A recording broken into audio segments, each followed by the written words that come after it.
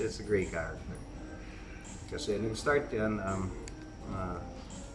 high school friends kami. Wow, nagpabata ako. Hindi. Nagsimula kami sa academy. Anong bata pa kami. Nagpabata. Sino ka ba? Oh, mabuti oh. I think it's intentional that the audience doesn't know kung if I'm a good guy or a bad guy. And of course we know, but we can't spoil the story. So yes, kasi yun nga, it's a great character. Kasi nag-start yan, high school friends kami. Wow, nagpabata ako. Hindi. Nagsimula kami sa academy. Anong bata pa kami. Nagpabata. Actually, parang yun nga, isa ako sa mga nauna sa kanila na agents. And then, assigned sa iba-ibang parts ng mundo. And nung lumalaki ng problema dito, that's where I come in. Pero hindi nila, yun nga, I'm working with them, pero gray yung character, so hindi nila alam talaga kung what's what. Kung same ba kami ng goal, or meron ba akong links to the people that they're fighting against. Well, I've been in the industry long enough that I think I've played bida, kontra bida, support, and you know, good guy, bad guy, minsan halo. Like the last movie I did was Nanahimik ang Gabi. It was shown in the Manila Film Festival. Best actor. Yes, thank you. Congrats. Yung start nun, parang hindi rin alam ng audience kung saan papunta. Tapos eventually, ako pala yung parang bad. So, something like that.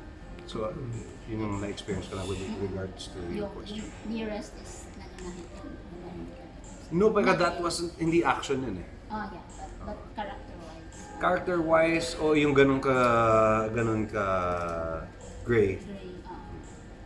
Just for context, my first action movie I did when I was 15. Wala ka pa, sir. I was 15 when we met in the workshop. Oh yes. I met him on his first workshop. First workshop. Yes. And it's the first time that we've worked together. No? Yes. But it's the first time we worked together now. Here, now, yes. It's the first time. So, yun. And back then, of course, we used film. Hindi pa digital noon, and the lights were different, the fight scenes were different. The way they would shoot things was different. It was so different. And when even with the Ari 3, when the video assist came, it was magic. We felt so Hollywood. Wow. It's like, what we shoot now and we can watch it right now. Oh, talaga, it was like magic. Revolutionary. Oh, but now with our phones and stuff. So I think it's also good for everyone, because before technology was only available in Hollywood, big budget and stuff. Now we can use the same cameras, the same lenses, basically the same lights. We bridge the gap. Yes. So technologically, we have a fighting chance, diba? Yeah. We can try to have a wider audience. So hopefully ganun na mangyari, because now it's Netflix, and Amazon, and streaming, and that's what we aspire to become, to have a wider audience. And kaya lang, it boils down to budget pa rin. Yeah. Pero you know, I really believe in the Filipino talent. Yeah. We have good directors, di ba? Yeah. Good writers, good actors. Kaya natin eh. Budget lang minsan talaga. Yeah, I think it's just maybe we just need a right place to showcase them. Yes. To showcase all our materials. Yes. And of course, Pero we kaya ng Pinoy yan. Oh, and we need the support lang of the Filipinos na to keep watching our own.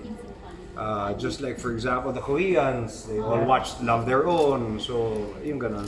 So, sana tayo ganun din para hindi mamatay yung industry natin.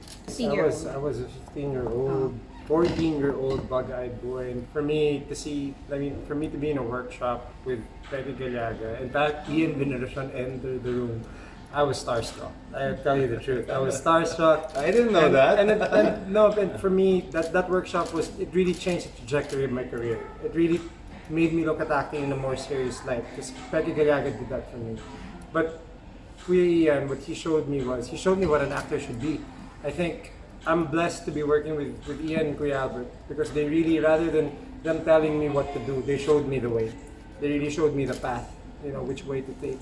And when I was 14, when I saw Ian act in the workshop, I wanted to be like that. I wanted to be a good actor like he was. And it's an honor to be here with him. Thank you, sir. Well, what did he do? Can you elaborate on he showed you? Everything that there is to do in an acting workshop. We cried, we got mad, we fought, we loved each other. Everything that happens in an acting workshop. I remember Tito Peke called me and Tessie Tomas. Yeah. And then he said lang, we have a bunch of first-time workshoppers, aspiring actors, and workshop, and we just want to you guys to come in and do scenes with them and throw them off. Yeah. And talagang For me, it was a dream come true. Because at that time, I couldn't really call myself exactly an actor yet. I was still just entering, So for me to act across a legitimate actor like Ian Veneracion, that was an opportunity of a lifetime when I was 14 years old. So. Sino ka ba? Oh!